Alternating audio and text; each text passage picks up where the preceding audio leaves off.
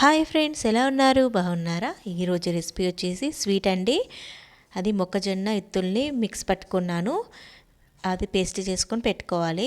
తర్వాత ఒక 2 glasses water పోసుకొని అవి బాగా మరగనిచ్చుకోవాలండి. ఇది చాలా టేస్టీగా ఉంటుంది. ఇది దీనికి సరిపడంత షుగర్ వేసుకోవాలి. కావాలంటే బెల్లం కూడా వేసుకోవచ్చు. ఓకేనా? ఇవి మొత్తం చక్కెర అనేది కరిగిపోవాలండి. పూర్తిగా కరిగాక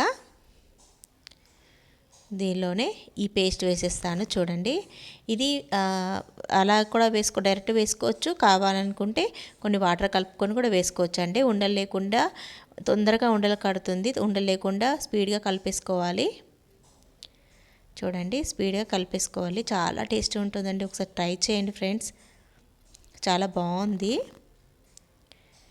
దీన్ని మేము కాంబినేషన్గా మొక్కజొన్న వడలు చేస్తాం కదా, అంటే మొక్కజొన్న గారెలు చేసుకుంటాం కదా, దాంతో తినండి, చాలా టేస్టీగా ఉంటుంది. ఇది సపరేట్గా దేవునికి పాయసం కూడా చేసుకోవచ్చు. చాలా టేస్టీగా ఉందండి. ఒకసారి ట్రై చేయండి. కొంచెం ఇలాయచి కూడా వేసేసుకొని బాగా కలుపుకొని ఉడకనివ్వాలండి. బాగా ఇది ఎంత బాగా ఉడికితే అంత టేస్టీగా ఉంటుంది. మీకు కావాలనుకుంటే కొన్ని పాలు కూడా పోసుకోవచ్చు. దీన్ని పాల పడిగమంటారండి ఈ స్వీట్ని. చాలా టేస్టీగా ఉంటుంది. అప్పటి స్వీట్ అంటే ఇది అప్పటి కాలం స్వీటు, అమ్మమ్మల తాతయ్యల స్వీటు.